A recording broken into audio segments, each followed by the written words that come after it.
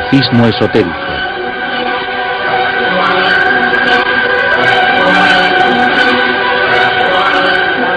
El mito, lo sagrado, lo oculto.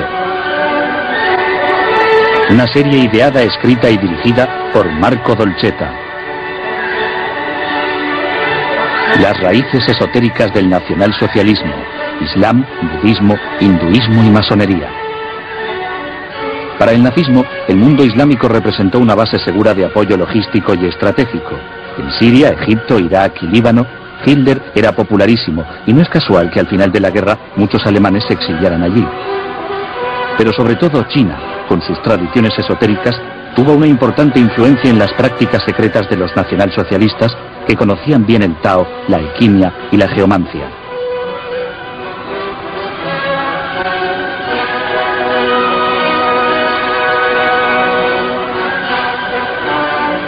Para el Tercer Reich, el Tíbet representó, así como la India y sus tradiciones hindúes, el sueño mítico de la búsqueda de su patrimonio de lo sagrado y de la exploración hacia Oriente. Hablamos sobre esto con el filósofo y escritor Miguel Serrano.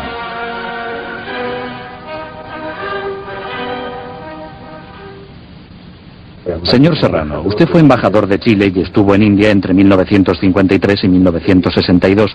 ¿Cómo vivió aquel periodo? 53 a 1962. ¿Qué te retiene ahora de su experiencia? Porque fue más significativa. Fue una gran experiencia. Mi ida a India, usted me pregunta por los símbolos, tuvo que ver directamente con estos símbolos. Es decir, fui a India en busca de una explicación a la mitología de mi propio y las leyendas de los pueblos aborígenes de mi propio país. Además, en conexión con mis ideas, con el literarismo. Iba en busca también de las entradas secretas a un mundo paralelo, digámoslo así, que se decía que estaban en India, o que había en India estas entradas. Mis intenciones eran llegar al Kailash, y casi lo logré, pero ya estaba en poder de los chinos, y las peregrinaciones que se permitían era solo a los hindúes. ¿Y usted por qué estaba en búsqueda del Kailash? Porque, según información obtenida en Chile, en el Kailash existían antiquísimas órdenes iniciáticas en cavernas dentro del mundo. Los hindúes podían ir hacia allá en ese periodo. Los chinos permitían peregrinaciones hindúes. También estaban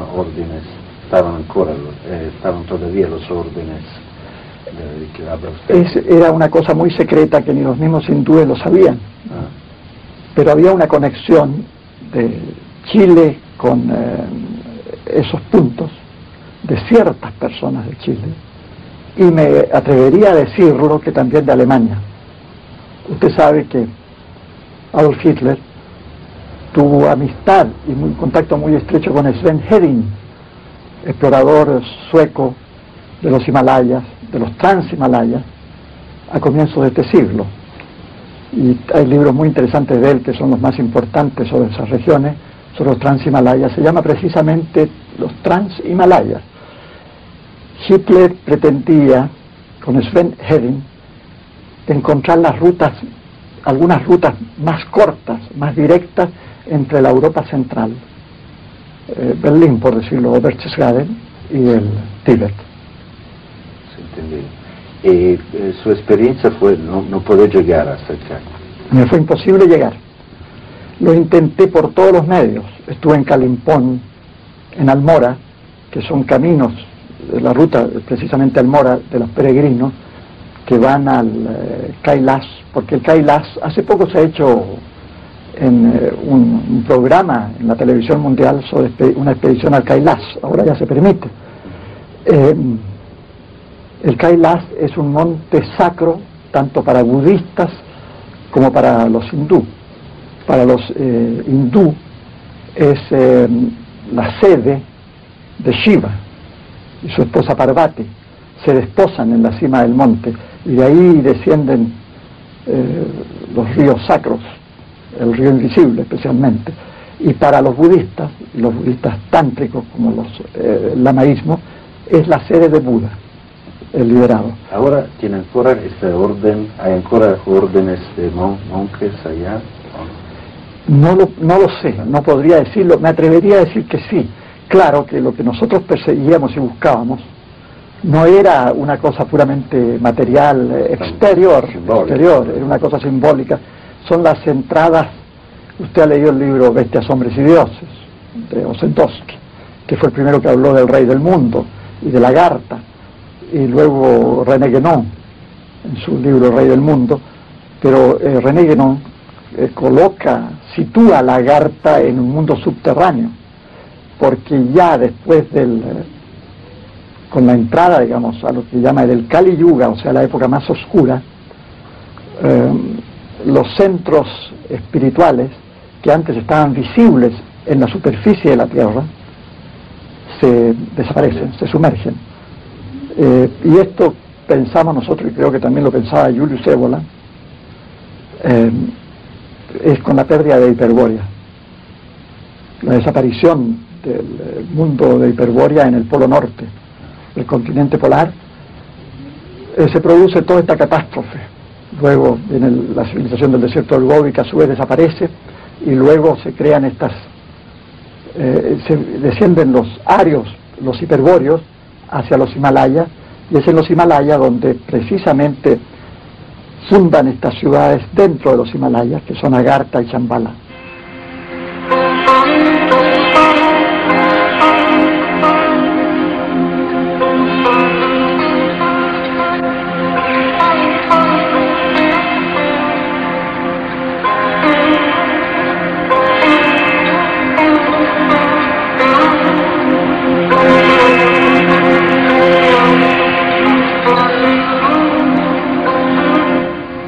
Un gran conocedor de Oriente y amigo del escritor serrano fue Carl Gustav Jung.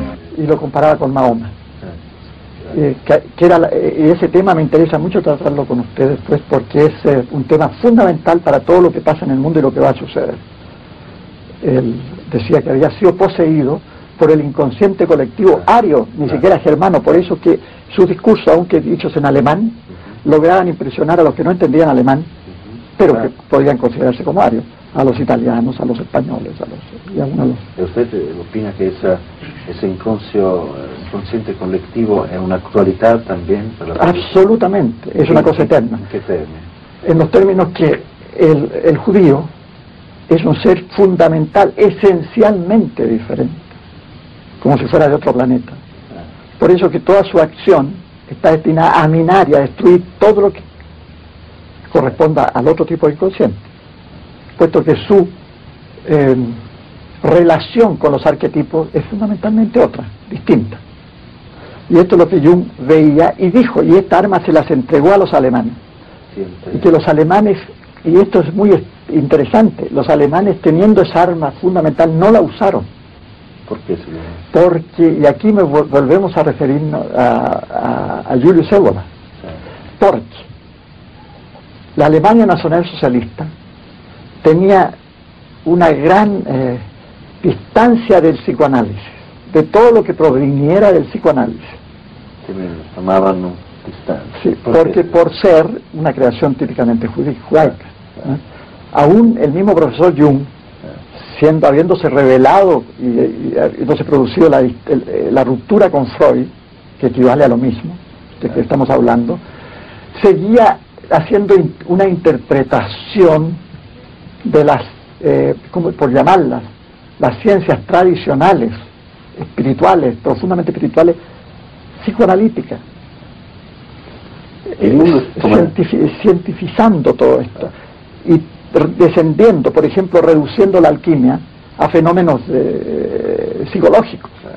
Entonces, que era un arma formidable, por ejemplo, la psicologización las cosas, de las cosas. en sentido correcto.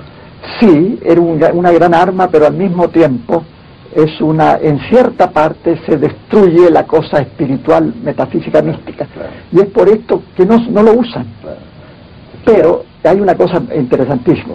Después del Jung, mi impresión es que Jung pierde la guerra también, junto con Alemania, porque no pudo seguir desarrollando su teoría, sus concepciones, y conectándolas precisamente con la teoría del Tulku, la concepción del Tulku de los tibetanos, es decir, con la metafísica tibetana. ¿En qué periodo es ese estudio? Sí. Se produce, muy bien, luego en 1939 se declara la guerra, estalla la guerra, y entonces todo cambia.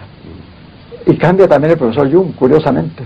Comienza ya a colocarse, a matizarse, a ubicarse, a arreglarse, y comienza a desaparecer en su obra las teorías del inconsciente colectivo, de tal manera que hoy día usted no la encuentra en ninguna parte, salvo en un libro publicado en Argentina, El yo y lo inconsciente, en 1939. Allí está, Ahí el único. Todo lo demás, él, su gente, sus sirvientes, lo hicieron desaparecer. Y Jung, lo más extraordinario es la visión que él tiene del fenómeno, justa, formidable, precisa, como la tienen algunos escritores franceses y suizos de la época, como el autor de L'Amour et l'Occident, y gente que analizan desde este punto de vista más o menos lo que está el fenómeno alemán. Y el profesor Jung tiene, cuando Alemania pierde la guerra, tiene 3 ataques al corazón, uno tras otro, porque él vio que el mundo se le desmoronaba, que venía encima, que se acababa todo, que se acababa la obra de su vida. ¿Por qué? Porque lo que ganaban eran los judíos. Él ganaba Freud. Al igual que amplios sectores nacionalsocialistas, Carl Gustav Jung estudió durante años las tradiciones sagradas del mundo entero. Creó un sistema simbólico de los análisis y la síntesis que durante un periodo fue similar al del Tercer Reich. Para Serrano fue por lo tanto un compañero de camino que luego se alejó de él. Necesitaríamos más tiempo para conocer bien los rituales secretos que confluían en el gran recipiente donde se quemaba el incienso sagrado que ascendía a los uniformes negros e inquietantes de las SS. Este camino de transmutación puede ser el Tantra, la filosofía Tantra, la yoga Tantra, que creo que también la practicaban los SS. Pero el camino de iniciación, por lo demás la India, hay que preguntarse qué es la India, de dónde le llega a la India la sabiduría de la India. Cuando yo estuve en India buscando lo que ya les he explicado, me encontré con una obra extraordinaria de Tilak. Tilak era un filósofo, fundador del Partido del Congreso, con Gandhi, Nehru, ¿no? Y un investigador muy serio. Me encontré con un libro de él que se llamaba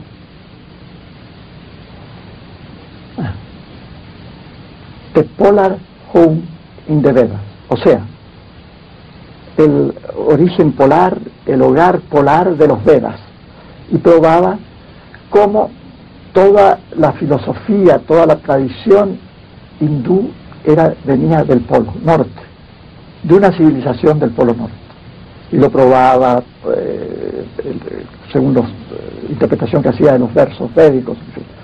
De tal modo que se puede decir que los conquistadores de la India son los antiguos hiperbóreos, que después de fundar, cuando desaparece ese continente en una catástrofe y se desvía el eje del polo, etcétera, pasan al desierto del Gobi, que no era desierto, y crean una gran civilización cuyos restos se han encontrado. El profesor Wirth ha hecho estudios sobre eso, y cuando desaparece esa civilización misteriosamente, y esto es muy importante, porque todo lo que el Génesis es el único libro interesante de la famosa Biblia, porque pareciera ser un documento antediluviano, que ha sido traspolado, cambiado, falsificado, se refiere en gran parte a la emigración y a la peregrinación en el desierto del Gobi. La estatua de sal, todo eso, se destruye esa civilización, se puede decir una explosión atómica, por decir algo, no sabemos, pero los 40 años del desierto son el camino del desierto del Gobi, que los judíos se la apropian para ellos, pero que en el fondo son las 12 tribus hiperbóreas, arias, y que emigran, pasan y llegan a la India.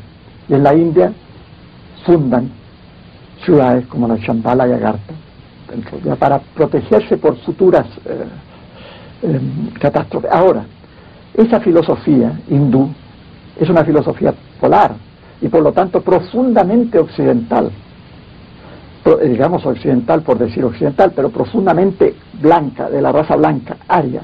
Ahora, esa tradición se desperdicia por el mundo y viene a América, porque América, el verdadero nombre de América es Veta Manalan, o sea, el continente blanco. Aquí está la leyenda de los dioses blancos, y es aquí donde yo adquiero una iniciación que es polar, profundamente polar, y que me lleva a la India para establecer los contactos. Ahora, debo ser sincero, yo no llego a este tipo de conocimiento antes de conocer el hitlerismo, sino que llego al hitlerismo primero y luego a la iniciación por cosas que ya le he contado, y Italia está muy metido en esto, por un gran amigo y camarada cultísimo italiano, que descubre antes que yo esto en Chile, curiosamente. Estaba él aquí, el agregado cultural, en los años de la guerra. Y luego, por eso regreso yo a Europa buscando las fuentes de todo esto. Así es que, y entonces, a pesar de que el hitlerismo me lleva a esto, el verdadero trasfondo del hitlerismo llego a conocerlo precisamente por esta tradición, esta sabiduría antigua. Ernst Schöffer fue un joven naturalista apasionado por la flora alpina que murió recientemente en Hamburgo. De joven había estudiado en la Universidad de Berlín. Allí se adhirió con entusiasmo a los proyectos de viajes científicos promovidos por el gobierno alemán del Tercer Reich en la sección SS Ahnenerbe. Viajó a India, Nepal y finalmente al Himalaya, y en 1939 fue el primer blanco que tuvo una entrevista personal con el Dalai Lama.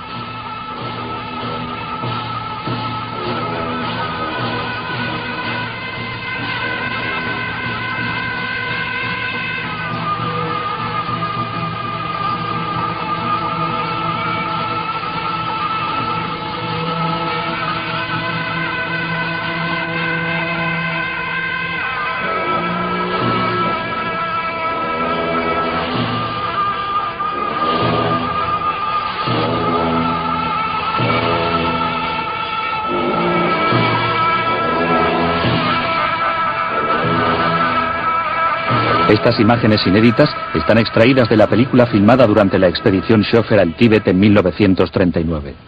Desde India, Schöffer, otros 4 alemanes y sus guías ascendieron a las sagradas montañas del Himalaya y llegaron a la capital, Lhasa, donde residía el Dalai Lama.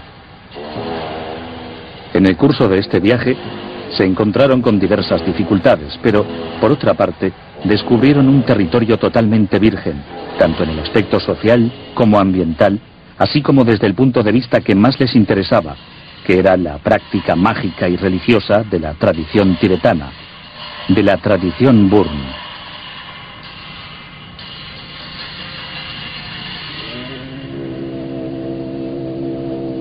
Este es el momento más significativo de la búsqueda nacionalsocialista en Oriente. Con el apoyo de Wolfgang Sievers e incluso del mismo Himmler, Schöffer logró, a pesar de las dificultades, reunir para la sección Ahnenerbe, los orígenes de la raza, todos los permisos necesarios. El proyecto era llevar a cabo unos estudios sobre la flora y la fauna del Himalaya, además de comprender algo más sobre las religiones tántricas, las expresiones tribales y el chamanismo que sobrevivía en las tribus Bonpo, anteriores en sus cultos al budismo que, por el contrario, era más reciente. Los alemanes daban mucha importancia a estos rituales Bon, tal como demuestra la misma cruz gamada, símbolo del nacionalsocialismo, que sin duda tiene un origen antiquísimo. Precisamente los Bon fueron los primeros en usar este símbolo que hace cientos de miles de años representaba al sol y el curso del tiempo.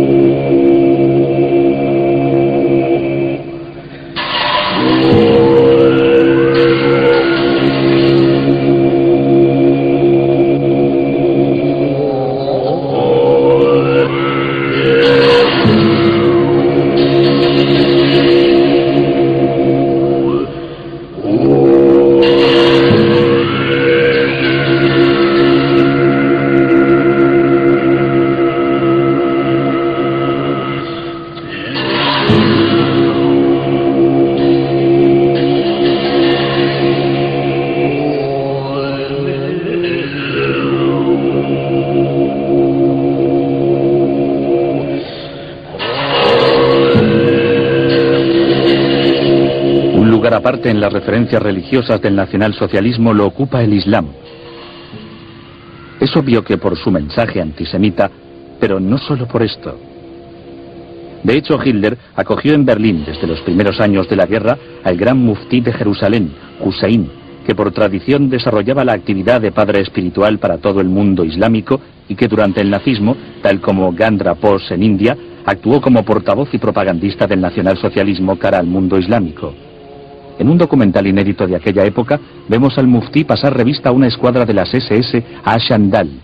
Estas fueron unas SS formadas solo por musulmanes, tanto croatas como bosnios, albaneses y turcos, que luchaban junto a los alemanes. Bormann cuenta que Hitler cada año nuevo enviaba personalmente un pequeño Corán de oro de regalo a cada soldado de las SS a Ashandal.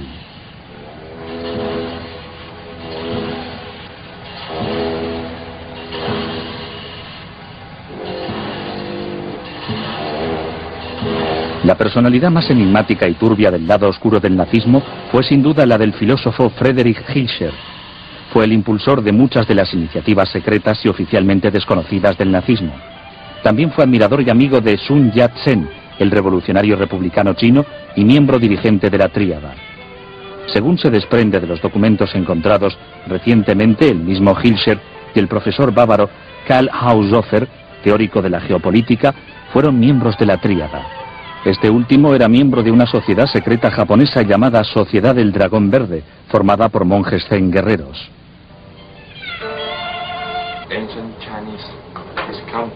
La geomancia deriva de la antigua tradición china. Une el cielo, el hombre y la tierra. En la antigua tradición china servía para proteger y guiar a la familia real. Esto se mantuvo hasta la dinastía Ming.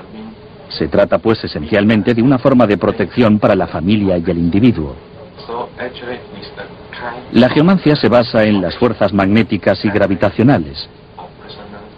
Su función es la de procurar aire fresco, agua y apoyo.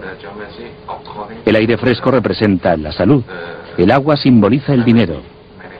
El apoyo sostiene nuestros conocimientos, nuestro trabajo y todo lo que necesitamos. La geomancia está ligada al taoísmo y su teoría deriva del I Ching, por lo tanto contiene elementos de ambos.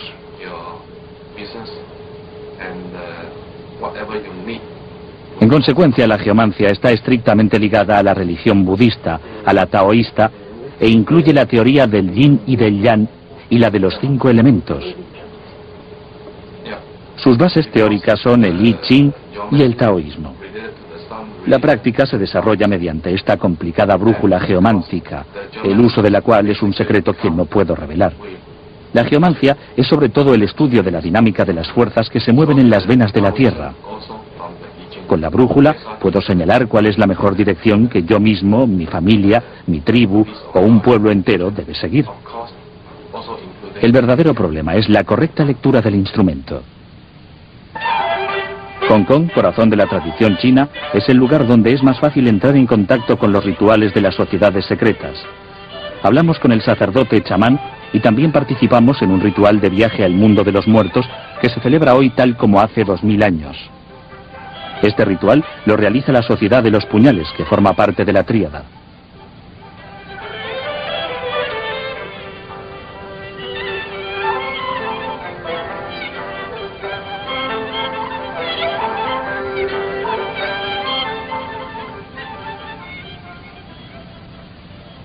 ¿Desde cuándo hace esto y quién le inició? Desde hace casi 20 años. En realidad fue algo muy misterioso. Me encontraba en casa de un amigo y de pronto sentía al dios entrar en mi cuerpo. Caí en trance. Él me poseyó bastante tiempo y se negaba a dejarme. Parecía que me tuviera bien agarrado y que quisiera que yo salvara a los otros. No me permitía trabajar. Cada vez que me ponía a trabajar entraba en mí, me atormentaba y yo caí en trance. Desde entonces él me posee. Hay varias maneras de ser poseídos por el dios. Para algunos es el destino. El dios entra en su cuerpo, sin más, y ellos no pueden huir. Otros rezan, y cantan, y beben agua que contiene un talismán quemado para invitar al dios a entrar en su cuerpo. Ya que hoy estamos celebrando el cumpleaños de un guerrero, él ha venido simplemente para divertirse.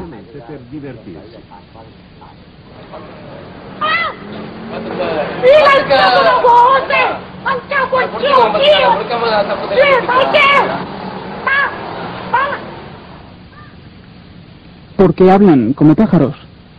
Depende todo del mismo Dios. Al principio, cuando tomó posesión de mi cuerpo, hablaba la lengua eterna, es decir, la lengua de Dios, que es muy rápida y es difícil de entender para una persona normal. Sin embargo, con el paso del tiempo, con los rezos, los cantos y la ayuda de los talismanes, empecé a entender. ¿Qué es lo que pasó exactamente? ¿Usted puede poner a alguien en estado de trance?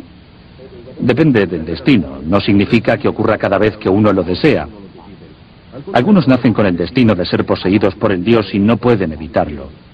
Otros invitan al Dios a entrar en ellos con rezos y cantos y usando talismanes. El destino está predeterminado por la fecha y hora de nacimiento de una persona. Si Dios quiere entrar en tu cuerpo y tú te resistes, tu espíritu descenderá.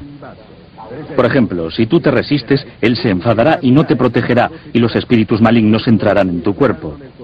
Por eso hay quien enloquece, quien se suicida y quien toma drogas. Los que se resisten no saben lo que están haciendo.